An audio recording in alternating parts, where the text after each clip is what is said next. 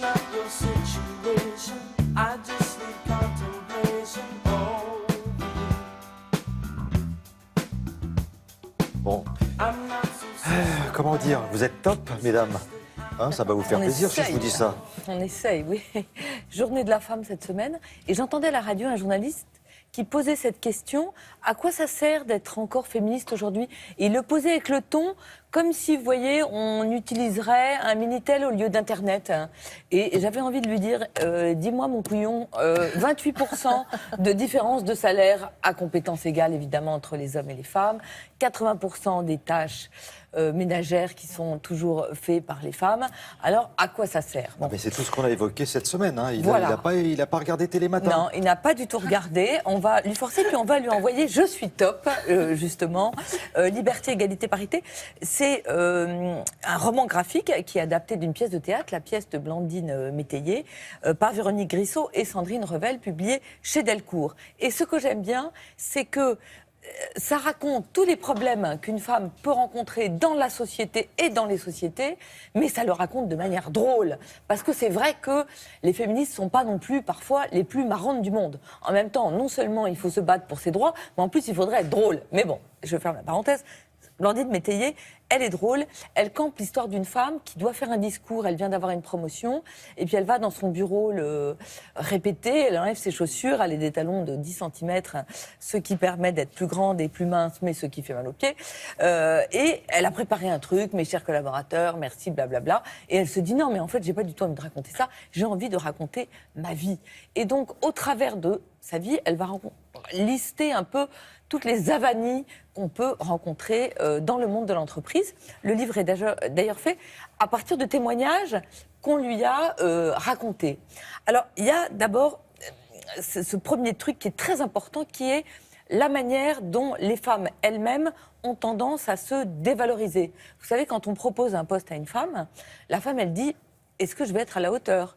Alors que l'homme dit « Ah, bah, ça fait des années que ce poste était pour moi. » Alors elle donne même un chiffre en disant que pour qu'un homme accepte un poste, il faut qu'il estime qu'il remplisse à peu près 50% des compétences demandées, alors que pour une femme, la femme estime qu'elle doit, elle, être à 99% des compétences demandées, Pas la même voire exigence. à 120%.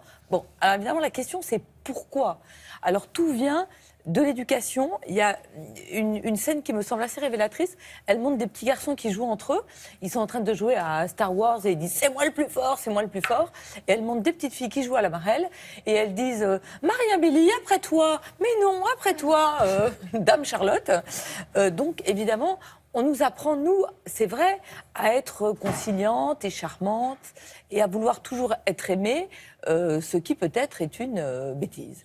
L'idéal, c'est qu'une fille joue à la marelle avec l'épée de Star Wars. Oui, ça serait pas mal. Voilà. Ça serait pas mal. Alors, elle pose évidemment le problème de la double journée. Vous avez une réunion qui finit tard et les hommes entre eux, ils se disent « Allez, on va prendre une bière ».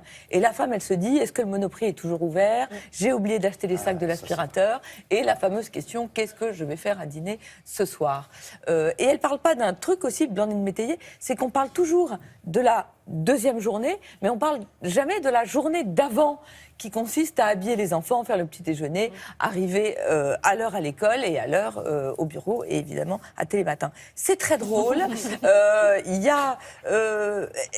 C'est évidemment édifiant. Il y a des trucs qui sont énormes, mais j'aime bien parce qu'elle va aussi dans des trucs qui sont un peu délicats, genre la misogynie des femmes avec les femmes, qui peut être un sujet. En fait, c'est inspiré du spectacle hein, qu'elle Bien sûr, promène. c'est inspiré du spectacle et qui a un grand succès. qui cartonne. Et la dernière page est géniale parce qu'il y a toutes les solutions. Parce qu'on se dit, mais soit on a les bras qui nous en tombent, et les chaussettes aussi, soit qu'est-ce qu'on fait? Eh bien, il y a des solutions toutes bêtes. Les crèches en entreprise, pas de réunion avant 9h, pas de réunion après 18h. On aligne les congés sur les vacances scolaires, etc. C'est vraiment un livre d'utilité publique. Et puis, Nous sommes tous des féministes. C'est un tout petit livre dans la collection Folio, 2 € de Chimamanda Ngozi Adichie. Et c'est un livre très, très important. Là, je rigole pas du tout parce que féministe, c'est quand même un des combats les plus importants et les plus dignes, je trouve, qui soit. Et le mot reste il a du mal à passer comme si c'était un gros mot. Les gens, souvent, ils disent « Oui, bien sûr, je m'occupe du combat des femmes. » Non, non, mais je ne suis pas féministe, mais bien sûr, je m'occupe des femmes. Eh bien, si, moi, je suis féministe.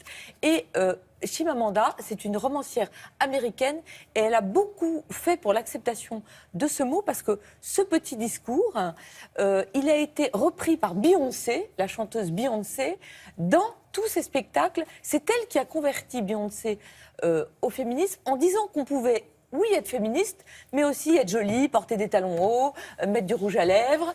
Et tout ça, pour nous, pas forcément d'ailleurs dans une attitude de séduction des hommes. Donc je trouve que c'est un livre formidable et qui dit que, évidemment, la clé du problème, c'est l'éducation des petites filles. C'est chez Folio, inédit, 2 € et c'est un texte qu'il faut tout avoir dans sa bibliothèque. Merci Olivia. Et cette semaine, Anissa Arfaoui nous a parlé de cette fameuse association Oser le féminisme. Voilà, pour vous, mesdames. Merci beaucoup Olivia. Et pour nous, messieurs, bien sûr. Laura du web, la spécialiste. Moi, c'est mon rêve. Moi, quand je regarde une femme digitale, vous voyez, moi qui ne connais pas grand-chose. Je suis votre rêve, c'est ce que vous êtes en train de me dire. Voilà, en train de dire. Absolument, voilà. Imaginez la charge que j'ai désormais sur mes épaules. Voilà.